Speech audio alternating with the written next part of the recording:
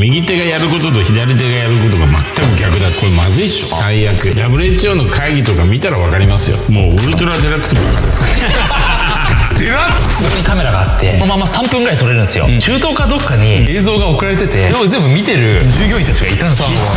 大体位置情報を取るってこと自体おかしいんですよ、そもそも。土の子は何をしてくれるんですか、存在としては。何かこう何をしてくれるラッキーなことは一つもない。こちらの映像、これ三上さんなんすか、これ公開しちゃダメなんですか。はい、秘密守れるからな。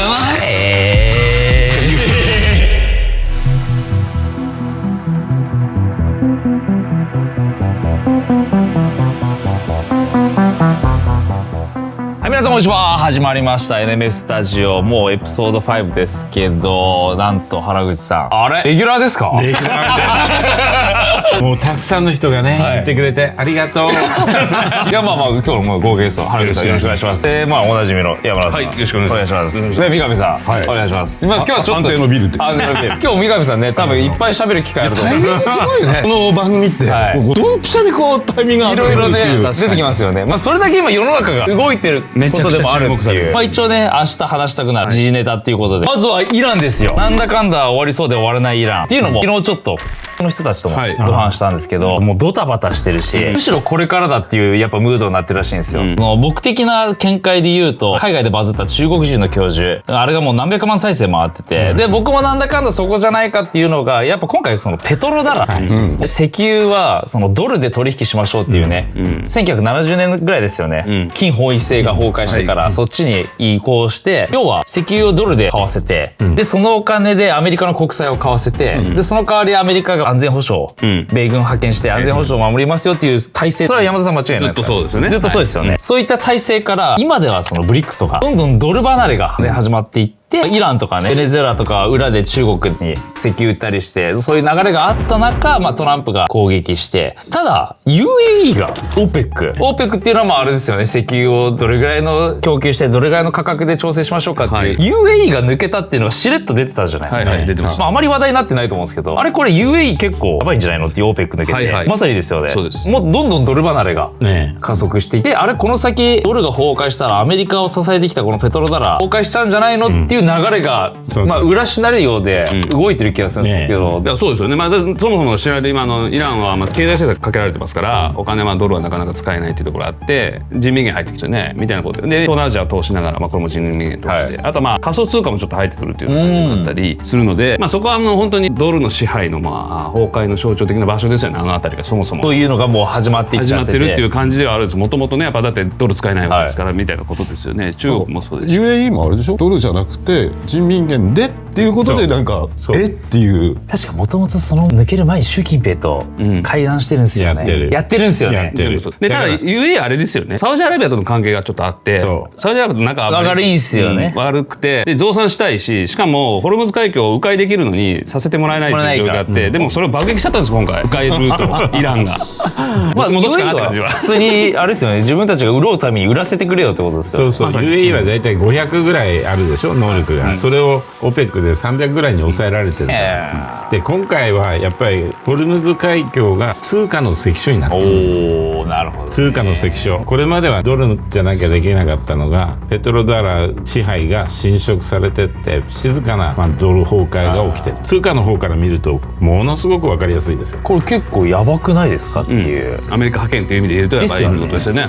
で今なんか中国人教授が言う、これから世界の強豪たちの目指してるのが、アメリカは西半球要塞化、今だからカナダもそうだし、グリーンランドもそうだし、南米ベネズエラ、次キューバ行くとか言ってますけど、あの辺全部もうアメリカのものにして、要はそこと取引するためなら俺らの許可が必要だっていうのがアメリカのやろうとしてるんです。でその人が言うには、ロシアは第3のローマ戦略って言って、キリスト教世界をまとめ上げて、強力な地上軍と資源を武器に中国やイランと協力してアメリカの海洋覇権を無効化しようとしてるっていう。その通りでイスラエルがもう大イスラエルで、これちょっと面白かったのがと話したんですけど、エルサレムにミサイル落ちたじゃないですか。やっぱその人も言ってました。あれはやっやっぱ政治的な理由ですよねっていうのは、あえてです絶対そうだ。絶対ですよね。イランが撃ったんだ聖地にっていうね、はいはいはいはいあれが欲しかった。で僕ちょっと分からなかったのが、なんで今始まったのかって聞いたら、彼らの中ではハルマゲドンが今年からみたいなこと言ってたんです、それなんか三上さんありますよ？いわゆるそのハルマゲドン、聖書の中のハルマゲドン、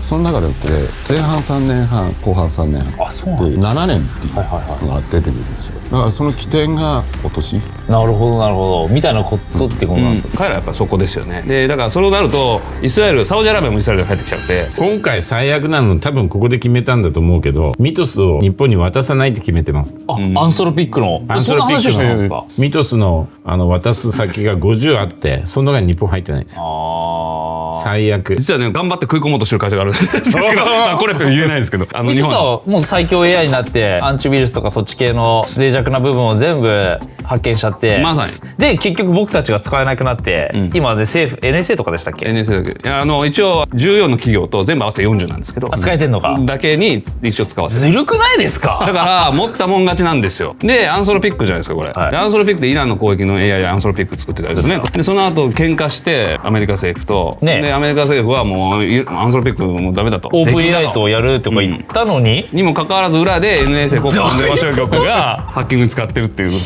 アメリカやばいのは右手がやることと左手がやることが全く逆だった。これまずいっしょ。三上さん的にどうですかこれ AI？ 果たして AI を人間は制御できるのかっていうね。いやもうできてない気がしますけどね。できてないし、日本人的に言うと日本語ってものすごい複雑系の高度言語だから、いわゆる AI 言語と最も相性悪いんです。我々の方が高度な言語使ってるから彼らに合わせちゃいけないんですよ。我々の言語の良さがなくなるんです。でそこだけはね、この入り口でみんなに言っときたい。この超人気番組でAI のプログラミングって結局英語じゃないですか。そうだから元言語を何でプログラムするかっていう。AI からすると英語を話してる人間なんか何考えてるか分かると、そうなんこっちの方お前試してるだろ、じゃあちょっとバカなふりしようかなって分かっちゃう。お前試そうとしてるだろとか俺らほら主語とかがないじゃないですか。日本人はねあの人たちにするとものすごく分かりにくい人類。AI からすると、へえ。でその中の唯一の規模がありまして、なんすか実はアンソロピックもそうだしオープン AI もそうだし、いろんなAI 作ってる会社 AI 作る時って必ずね人間が介在して、そこで報酬を与えたりしながらこうやり取りしてこうチューンアップしていくんですけど、皆さんねオタクっぽい人が多くて、日本文化好きな人が多いんですよ。だから実は回答が本当にアメリカの大学の研究で出てますけど、凄まじい数の回答のやり取りを分析した結果、どの言語でどの AI に話を聞いても回答の中に日本びいきの回答が返ってくる。分かってる。そうマジ？これ分かってる。中国だってそうですよ。あれ中国の3万人のトップ企業は稲森塾の人たち、清和塾。だからやたらと日本びいきで、あなた日本人ですか？いや私中国人です。でも清和塾です。3万人の会社なんです。だからやたらと日本の経営知らなかった。日本人より日本人なんですよ。そういう人の方が詳しかったりしますよね。日本のこっちが知らなかったです。でもだから取り込むチャンスは日本あるんですよ。どこの国よりも。どう取り込むんですか？トップの人たちも皆さん好きなんで当然そうですけど、このアンソロピックもそうだし、ね、グロックでもほぼほぼのAI 作ってる企業の人たち日本好きだから、すごくもう優遇してきてもらって技術をちゃんと日本のそうだよ部分と合わせてやるように、機械化あとはロボット化の部分を日本がこうブリッジちゃんとできれば、AI が逆に日本がないと成り立たないっていう AI 世界にできる可能性はある。だから日本は希望はあると。目指してくれよって感じですね、それじゃ。だから秋葉で作れるんですよ。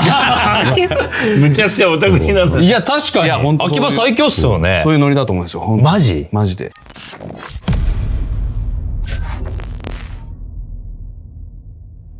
いやこれも今結構ニュースっていうか巷では話題になってるんですけど、 B リアルの問題、はい西日本シティ銀行の下関支店、自分のお仕事の風景、B リアルっていうのは自分のリアルを晒すっていう2分以内に返信しない。2分以内に返信したらいっぱい投稿できて、で投稿したら自分の友達たちの、投稿が見えるっていう SNS で、僕もやってて、若者とか一応やってるんですよ。僕の両親が僕の日常を見たいの。いやじゃない。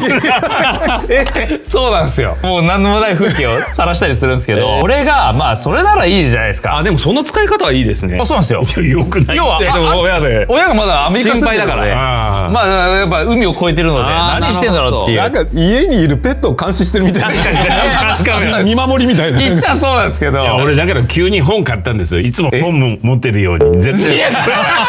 普段読まないんで。何用ですかそれ。ただリアルを晒しすぎて業務中の、PC 画面とか社内資料が流出してしまったんですよ。やばいですよね。だから取引先のとかお客さんの全部個人情報が7名か流出しちゃって、10月には総合病院の患者20人分の名前と性別とかそういった個人情報が漏れちゃったり、武蔵野特集会病院職員の SNS 投稿画像で患者48人の名前とか、もうこれいっぱいなんですよ。日本ZIPでも新人スタッフが入校証、出演資料とかシフト、全部漏れちゃった。三菱電機でもそうだし、リテラシーがないだけなのかもしれないけど、これ実はたくさんあるんだと思うよ。もっとですよね。もちろんこれはモラルの問題ですけど、ポケモン GO の都市伝説を扱ったら結構バズって、あれって元をたどれば Google Earth を作ったチームが一緒に提携でやってて、でしかも要はそういった AR ゲームっていうんですか、拡張現実ゲーム、300億枚のデータがそこで取られて、それが今回収されて、それでココロバーレックスっていう、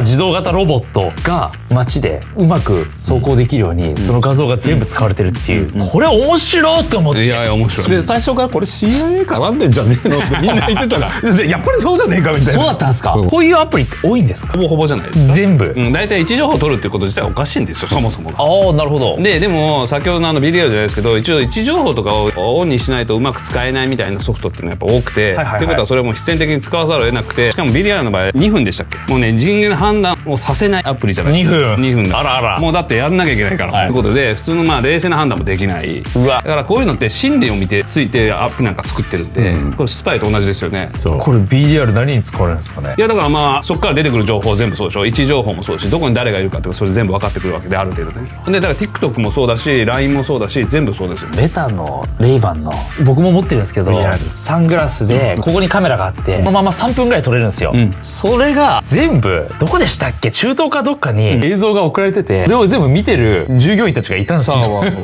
それもちろんそうです。もちろんそうですけど、もうセックス動画とかだからもう全部だってNSA がスノーデンが全部暴露したじゃないですか。全世界のメールとかを NSA って国家安全保障局が監視してると。であの人たち暇な時何してたかったら、みんなのそういうプライベートな見てんの、そういうエッチの画像とかそういうのをみんな見ながら笑ってたっていうスノーデンがはっきり言ってる。俺すごい。でもう一個言うと、自動運転の車、これが本当やばいのは全部カメラついてる。車に外にですか。外にも中にも景色も撮れて、車に7つ8つね、テスラだってテスラもついてますね。はい、確かにあれ1台多分1キロ走ったらその周辺の地図全部わかるみたいな話でしょ。だからそういう風になってくるので、上からも見れるってことで、そのデータと誰が乗ってるのか、それが今回イランでも使われたああいうパランティアとかメイブンってやつですね。ああいうものにもどんどん使われていく。でそのデータは売られてます。日本だってそうでしょ。2013年かな、 XK スコアとか SNS の盗聴装置が入ってて、それとこのビッグデータ合わせるとほとんどの人間が要はスコアで、スコアでそう考えるともう取られてない領域ないぐらい全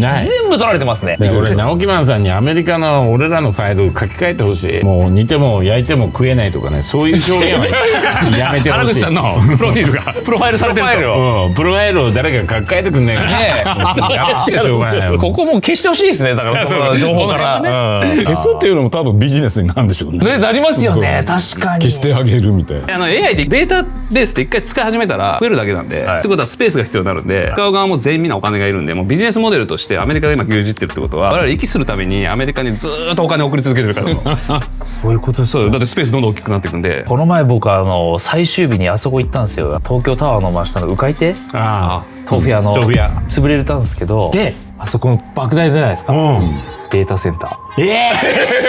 あそこ次データセンターです。ひてー。俺あそこでリー・クワイン先生と最後に会ったのにシンガポールの父大臣の時むちゃくちゃ怒られたんですよ。お給料いくらって言うから2800万って言ったら、シンガポールはトップ500の最低が2億なんです。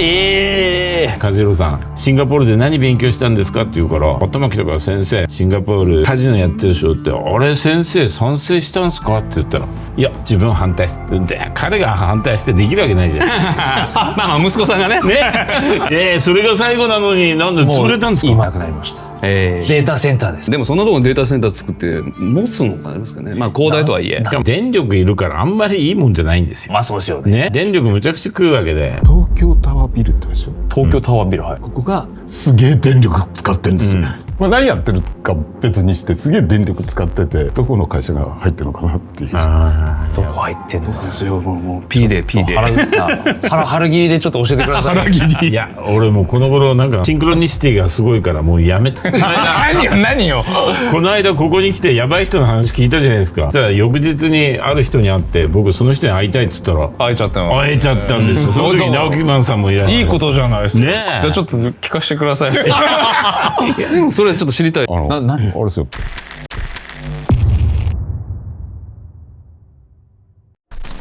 いやいや、三上さん、僕たちの時代来ましたよ。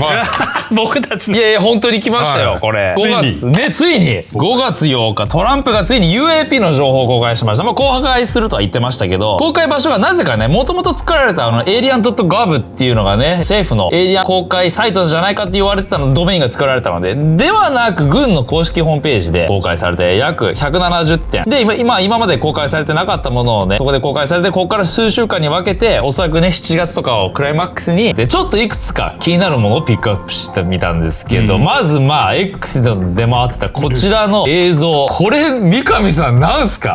だってもともと2014年の TikTok って普通の形じゃないですか、言うて。これはさすがに公開されたもので言うと一番ぶっ飛んでると思うんですけど。これね去年結構いくつか映像を公開したんですけど、その中で変な形のそれこそ星型だったりとか、ブーメランだったりとか、人手みたいなものがいっぱいあるんあっですよ。たんですか？で今回動画はまさに初めてなんですけども、まあもちろんこれが例えばエイリアンの乗り物なわけではないし、あ、三上さん的に違うんですか、これは。今回公開されてるのっていうのは、まあ、ほとんどが、まあ、遠くからこうね白い球体だったりとか、あこのジャンルねみたいなでいろいろこう PDF で極秘文書みたいなことでこう出してるけども、まず大前提として軍の中で公開したくないっていう反対派がいるわけです。なんでやろう。それはもう軍事問題まあ直結する。安全保障ですよね。トランプはそこと戦ってはいるんだけれども、どうしても出さなきゃいけないってなった時にはまずどうでもいい映像、あとはその後フェイクだって分かってるようなものを出してくる。案の定出してきたか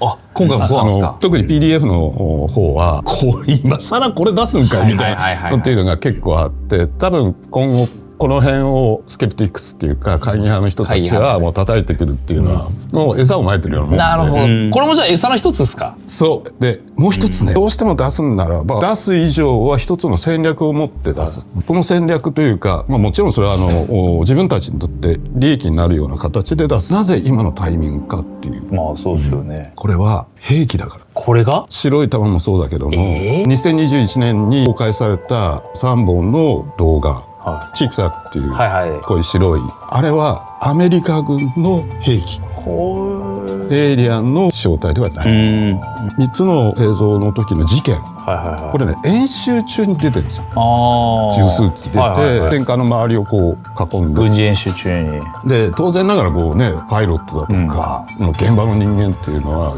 上司に報告するじゃん、とんでもないことですって言ってるのに、その上司はあ、そうなんだ。そうなんだ。もう分かってるから、ね。分かってんのよ。これってサイズ感はこれ動画に関してはほぼほぼデータない。もうないです。この動画ですっていうだけ。でもちなみに言うと煙みたいのは出てます。出てますよね。そう飛行機雲みたいな。でもケムトレールです。これケムトレールです。いや下手したらだってちっちゃなドローンみたいなサイズって可能性もあるわけです。周りに黒いこう糊みたいなのあるじゃないですか。これ何？これがあるってことは多分戦闘機からこれ。あ、そうかそうですよね。だからそれなりの高度で。これ公開しちゃダメなんですか？数字とか出てるのが。これも国家機密ですよね。あ、そうなんだ。だから一応こうデータもう何年何月、まあ日にちがあるやつもあるけど。これちなみに中東でした。場所は漠然と中東、ヨーロッパとかね、ギリシャみたいなとこが出てるんだけど、もうピンポイントの情報とか場所とかも全然教えてくん。まあそれは国家機密になっちゃうんですかね。アメリカの兵器だっていうことを分かっている国があるはずなんですよ。中国、ロシアとかイスラエルとかもね。となると下手したらイランだって知ってるかもしれないけども見せつける可能性がある。そういうことですよね。これね沖縄に UFO が出た時があるんですよ。17年ぐらい前かな、1月に出たんですよ。地元の新聞とかテレビで映像も流れて、で国会答弁にもなったんですよ。参議院の予算委員会でもこれは一体何だっていうことで防衛大臣防衛省の方に認識してるのかと。米軍はそれ当初否定してたんだけども、なんか1ヶ月2ヶ月ぐらい経ったらはなんとなくそっちの方向で演習してたみたいなことでこううやめになったんだけど、1月なんですよ。で年をまたいで前の年の12月国会の最後重要な法案を通った。ギリギリで。何はいいつ守れるかな。というのとこういう兵器あるぜっていうことを中国見せている。アピールだから、一部の自衛隊も知ってるってことですよね。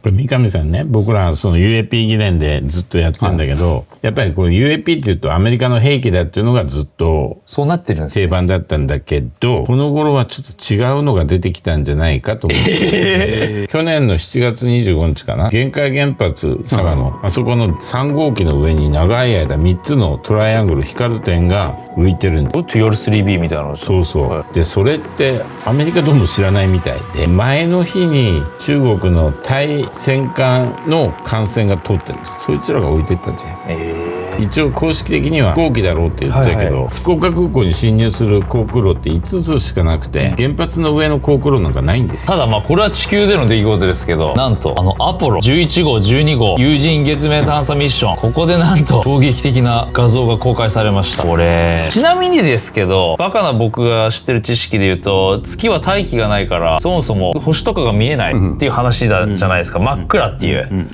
で彼らもね、バズ・オードリンとニール・アームストロングもそう言ってたと思うんですけど、俺は彼らのやり取りを見ると、記録としてボイスレコーダーでも今回公開されてましたから言ってるんですよ、みんなしかも違うものを見たと、これは三上さんなんですかね。アポロ宇宙飛行士っていうのは、例えば UFO 見たら UFO って言えないわけです。それは許可なく公開してはいけないっていう誓約書書いてるから、それは言わないです。言わない、それは言えないよねっていう。ちなみに今回で言うと、バズ・オードリンが言ったのは SIVD サターン V ロケットの残骸かと思って地上とはやり取りしてるのがあって、ただ地上が確認したらサターン V ロケットは6000マイル離れたところにあるっていうのが判明して、じゃあこれ何っていうので未解決のままになったっていう、一応ね。でそのやり取りも公開されてる。公開されてるんですよ。今回全部この資料の情報なので、今のねアポロ12号の月面の映像で、面白いのがあって、これはねムーでも紹介したんだけど、これ何？これが出てくるんですよ。青い光が3点。これなんですよ。典型的な UFO ってアダムスキー型 UFO ってあるじゃないですか。円盤っすよね。そこって3つあるんですよ。ギアっていうかこう丸が。あれ下そこなんだ。で TR3B もそうなんだけど、必ずそこはこう3つある。これは1989年のベルギーに現れた、これはエリアの UFO なんだけど、それもこの三角形、これがあるんですよ。でこの3つの光の点の UFO ってこの他にも何枚かあるんです。アポロの映ってるんですよ。宇宙飛行士の宇宙遊泳してるここにこう背景にあったりとか、だからこれはガチな UFO だって、この写真に関してはムーでも載せたことが、なんでいつも3点なんですかね。ここがいわゆる飛行原理に関わる。飛行原理、他の PDF とかの、写真は明らかにもうトリックだとか偽物の写真だってことが分かってるものを多いんだ出してるんで、そうなんですね。だからある種、この有名な宇宙人の写真宇宙人もね小さい、これはそもそもエイプリルフールの日の新聞に載った新聞社がそういうジョークとして。いやでもガチのもあるってことですよね。ガチのやつは出てこないですよ。三上さんね、これ彼らの情報の出し方見てるとイプスタインファイルとよく似てて、しょうもなっつってみんな興味なくすのを待ってんじゃないかな。逆にね、月面に当時行ってないんじゃないかって話ずっとあるじゃないですか。みんな言う、これ見ると逆にそれ証明されたってことなんですか。言ってます。言ってますよね。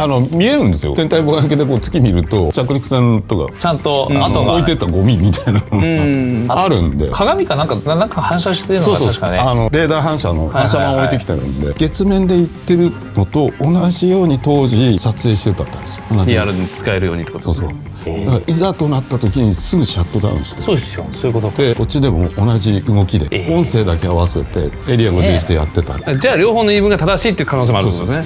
俺ら NASA の宇宙飛行士の訓練を受けるんですよ。そうなの。それね、俺らってどっから制限月に20時間取り残されたと。それでいろんなものを使って生き残れと。で一人で解くとどんな天才なやつも 65% しか最高で、3人寄れば文字の知恵とかやって75まで上がるんですよ。でも俺が根本的に疑問なのは、なんで月に取り残されるところをやんなきゃいけないんですか。設計がまず謎ですけど、設計が謎でしょ。高市さんもやってるんですか。やってる設計軸ならね、多分戻ってこなかったと思う。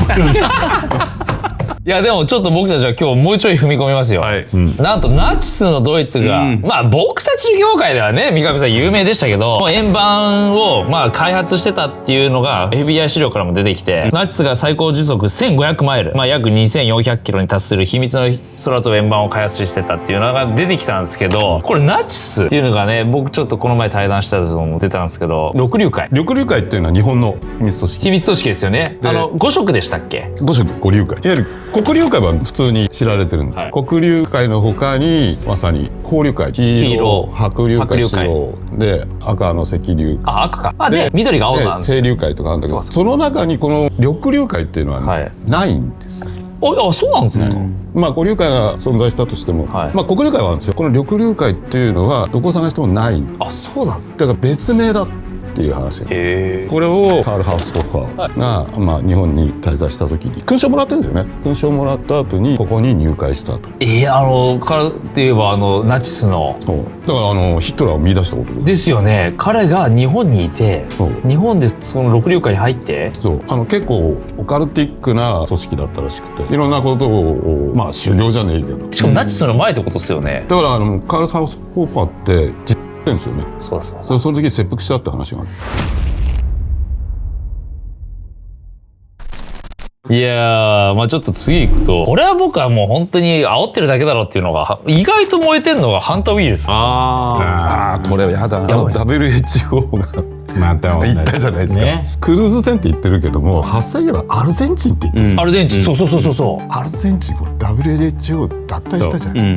そういうことだから、WHO を脱退したからこうなったんだって言ってるじゃん。これは見せしめってこと？いやいや、そうでしょ。だってちゃんと WHO のなんて以上が言ってるじゃん、だから別にこの事件自体はパンデミックになるわけではなく、ただそういう国のせいにしてってことなんですか。WHO の会議とか見たら分かりますよ。もうウルトラデラックスバカですからデラックス、デラックスいっぱい出た今。あれ会議見てたらこの人たち正気かなと思うんですよ。しかも今回ね、三上さんこれ南極とかが航路なんですよ、絶対そういったウイルスとかがない地域を全部人が少ないところ行ってんのに、そうアルゼンチン、おそらくそっからにしかないんですけど、なるほどね。まあ結果論かもしれないですよ。結果的にそうだから思いのほか。そもそもだってハンターウイルスなんて要は毎年亡くなってる人もインフルエンザみたいにいるわけで、こんな大々的にやる必要ないでしょっていう、なかなか人にもね感染しにくいっていうのもあるってことですよね。人から人がそもそもめちゃくちゃ低いのに、これでまたワクチンで儲かるんですよ。やるんですかね。でもこのクルーズ船っていうのがなんかね、コロナの時のあれダイヤモンドね、ダイヤモンド、またこれみたいな。またですよ。ウルトラデラックスバカだから手が同じなんだ。それぐらいしか考えられない。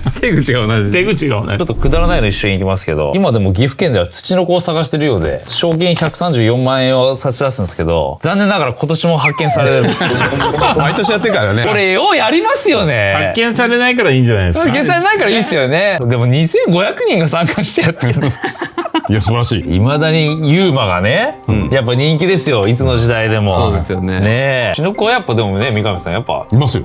いるんですか。ただ正体がね、まあそういうことですよね。まあ新種のヘビなのか、ひょっとしたらトカゲじゃないかとかね、いろいろある。いることは間違いない。別にそういうなんかちょっと亜種じゃないけど、生まれても全然ありますもんね。ツチノコは何をしてくれるんですか。存在としては何かこう何をしてくれる。幸運をもたらすとかいろいろあるじゃないですか。確かに。ラッキーなことは一つもないと思う。賞金が出るだけ。